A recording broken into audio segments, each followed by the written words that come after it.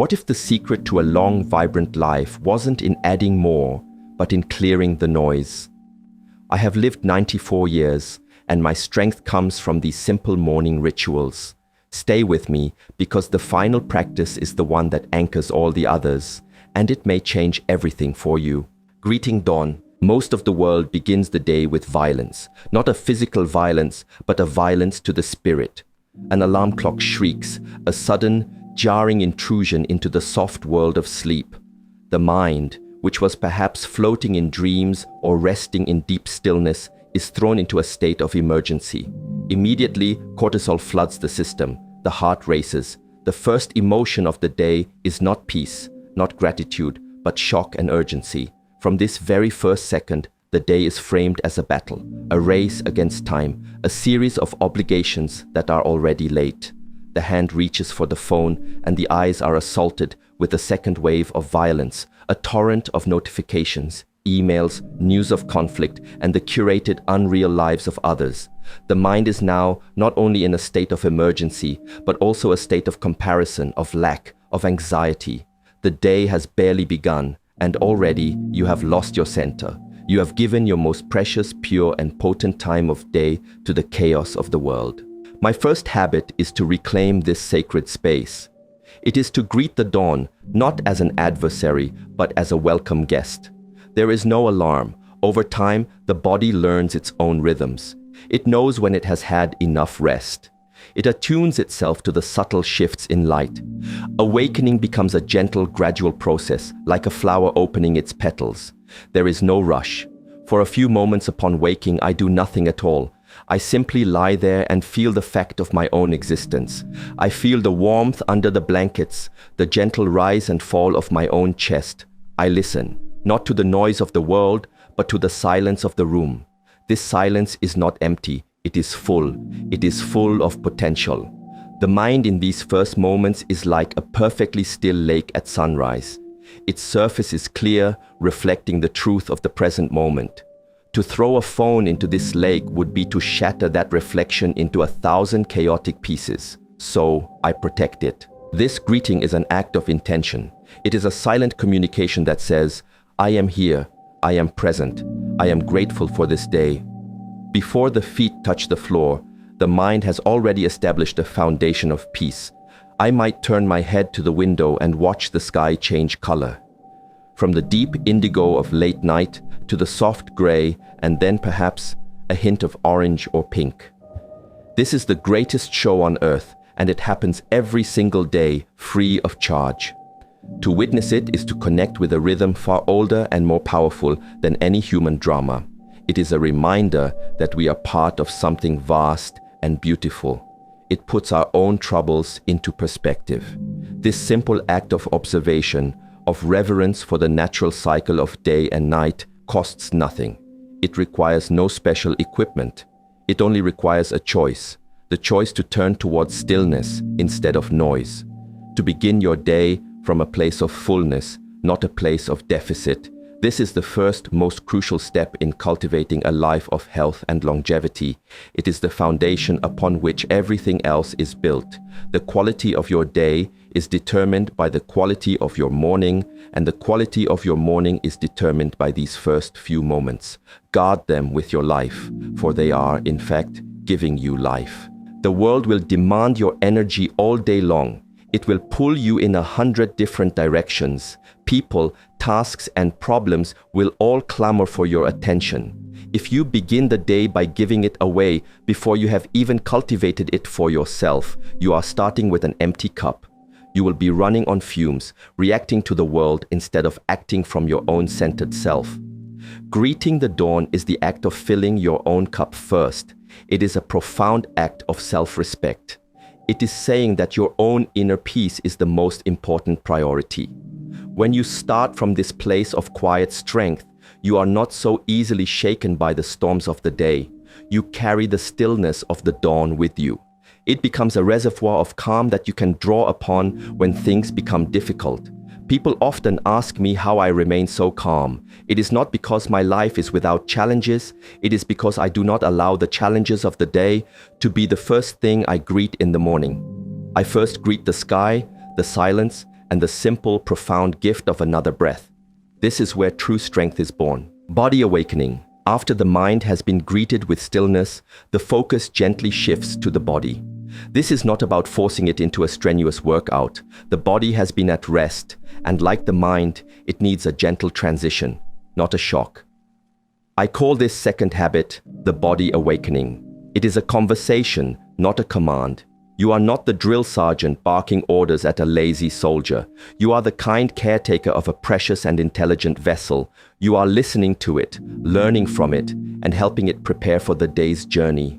So many people treat their bodies like a machine or a beast of burden. They ignore its subtle signals until it is forced to scream in pain or illness. Then they are confused, asking, "Why is this happening to me?" It is happening because the conversation stopped long ago. The morning is the perfect time to reopen that dialogue, to rebuild that relationship based on respect and gentle attention. This awakening begins with the smallest, most distant parts of the body. While still lying down or after sitting on the edge of the bed, I begin with the fingers and toes. I simply wiggle them. Then I gently curl and uncurl them. I am sending the first signals from the brain saying, "Good morning. Good morning, we are here." I am bringing conscious awareness to the very extremities of my physical form. Then I slowly and gently rotate my wrists and my ankles, first one way, then the other. Imagine you are a great tree after a long, still night. You would not suddenly shake your entire trunk. You would first begin to feel the life in your smallest twigs, then the smaller branches, and so on. This is how you awaken the body without causing it injury or stress. You are encouraging the flow of blood and energy, the Qi as we call it, to begin its journey through the body, clearing away the stagnation of the night.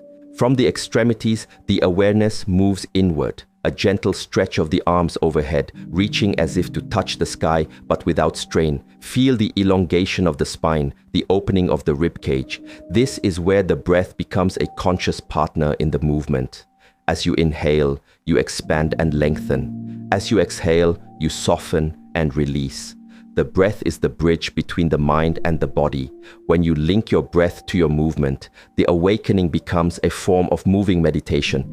It is deeply centering. The focus then comes to the larger joints, the shoulders, the hips, slow, deliberate circles. You may hear small clicks or pops.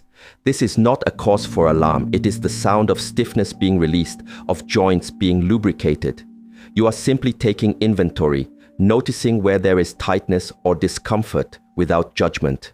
You are not trying to force your body into a perfect yoga pose. You are simply exploring its present state with kindness. The spine is the central pillar of the body. Its health is paramount. A simple, gentle spinal twist while seated can be one of the most powerful parts of this awakening. With feet flat on the floor, I place one hand on the opposite knee and the other hand behind me, and I gently turn to look over my shoulder, breathing into the twist. I do not force it. I go only as far as is comfortable, using the exhale to deepen the release. Then I repeat on the other side. This movement massages the internal organs, stimulates the nervous system, and brings flexibility to the central channel of your entire structure. The goal of this entire process, which may only take 5 or 10 minutes, is not to build muscle or burn calories. The goal is to arrive fully in your physical self, to inhabit your body with awareness and gratitude. When you finish, you feel not exhausted but energized, not sore but alive and flowing. You have honored the vessel that will carry you through the day, and in return, it will carry you with greater ease and vitality. This simple, loving conversation with your body each morning is a profound investment in your long-term health. It prevents injury, eases chronic pain, and keeps you feeling fluid and capable, no matter your age. Mindful hydration. Once the mind is calm and the body is awake, the next step is to cleanse and nourish from within. This brings us to the third habit, which I call mindful hydration. Like the other habits, it transforms a simple, mundane act into a powerful ritual of self-care. Most people, if they drink anything in the morning, do so mindlessly. They gulp down cold water or chug a cup of coffee while scrolling through their phone or rushing to get dressed. The liquid enters the body, but the ritual, the intention is completely lost. The body receives the fluid, but the spirit receives no nourishment. To truly benefit from this first drink of the day, we must approach it with the same presence and deliberation as the previous habits. This is the act of washing the inside of your body, of gently waking up your digestive system and preparing it for the day ahead. I never drink cold water in the morning. Think of your internal system after a night of rest. It is warm and coiled, like a sleeping animal. To douse it with ice-cold liquid is a shock, a contraction. It forces the body to expend a great deal of energy just to warm the liquid to body temperature. This is a waste of precious morning vitality. Instead, I always use warm water, not hot, not boiling, but comfortably warm. The warmth is gentle, soothing. It is like a warm hug for your internal organs. It helps to relax the stomach and intestines, and it encourages gentle, natural peristalsis, the muscular contractions that move things through your digestive tract. It is a far more effective and compassionate way to wake up your system. The preparation of this water is part of the ritual itself. As I warm the water, I am not thinking about the 10 things I have to do. I am focused on this simple act of care. Sometimes, I will add a small slice of lemon to the water. The lemon adds a subtle flavor and, in the view of many traditions, helps to gently cleanse the liver and balance the body's pH. Other times, I might brew a very simple, caffeine-free herbal tea, like mint or ginger. The choice is less important than the intention behind it. The key is that this is not a stimulant. It is not a jolt of caffeine designed to force you into action. It is a gentle offering. Once the warm water is ready, I do not drink it standing up or while walking around. I sit down. I hold the cup in my hands and I feel its warmth. I take a moment to look at the steam rising from the surface. I inhale its subtle aroma. This is a moment of pure presence. I am here with this cup, and that is all that matters. Then I drink. I do not gulp. I take small, deliberate sips. As I swallow the warm liquid, I try to follow its path with my awareness. I feel it traveling down my esophagus, into my stomach, and I imagine it spreading its warmth and its life-giving properties throughout my core. I imagine it rehydrating my cells, flushing out toxins that have accumulated overnight, and preparing the entire system for the nourishment that will come later. It is a shower for your insides. This simple act of mindful hydration sets a tone for the rest of the day.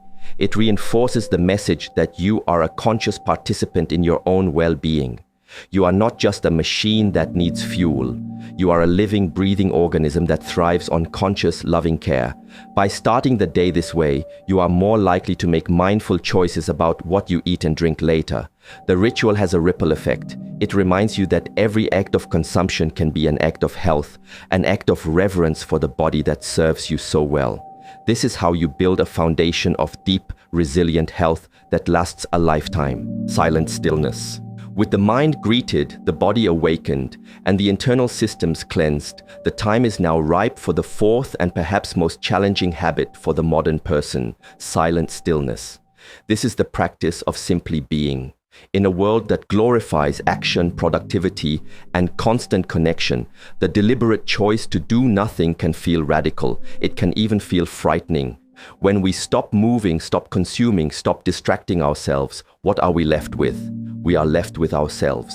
And for many, this is an unfamiliar and uncomfortable encounter. Yet, it is in this space of silent stillness that we find the deepest source of our strength, clarity, and peace.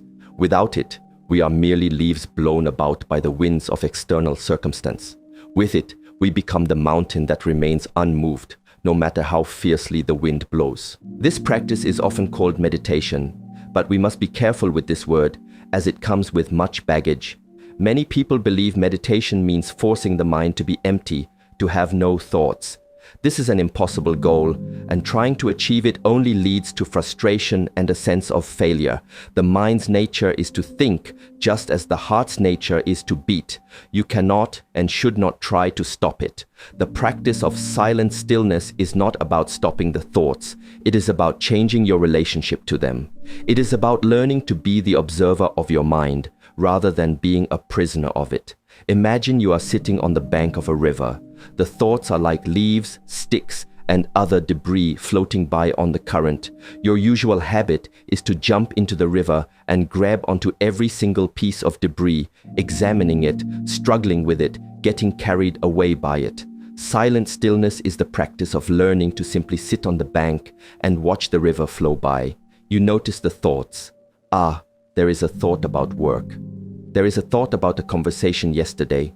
You acknowledge them without judgment and without engagement. You simply let them float on. To begin, I find a comfortable seated position. It does not have to be a full lotus posture on the floor. Sitting upright in a chair with your feet flat on the ground is perfectly fine. The key is to have a straight, dignified posture with the spine aligned. This allows energy to flow freely. I close my eyes or lower my gaze to a soft focus on the floor in front of me. Then I bring my attention to my breath. The breath is the anchor. The mind will wander. That is its job. It will drift into planning, worrying, remembering. This is not a mistake. When you notice that your mind has wandered, you gently and without any self-criticism guide your attention back to the sensation of the breath, the feeling of the air entering your nostrils, filling your lungs, and the feeling of it leaving your body. That's it, over and over again. Each time you guide your attention back, it is like doing a single repetition of an exercise for the muscle of focus and awareness. This practice, even for just 10 minutes each morning, is transformative. It creates a space of calm in the center of your being. It teaches you that you are not your thoughts. You are the awareness behind your thoughts. This realization is the key to freedom. When you are no longer automatically swept away by every anxious or angry thought, you gain the ability to choose your response. An event happens in the world. Instead of an immediate unconscious reaction, a small gap is created. In that gap lies your freedom. You can choose to respond with wisdom, with compassion, with patience. This is the ultimate benefit of silent stillness. It is not about feeling blissful for 10 minutes in the morning. It is about training your mind so that you can navigate the entirety of your day with greater peace, clarity, and resilience. You are not escaping from the world. You are preparing yourself to engage with it more fully and more skillfully.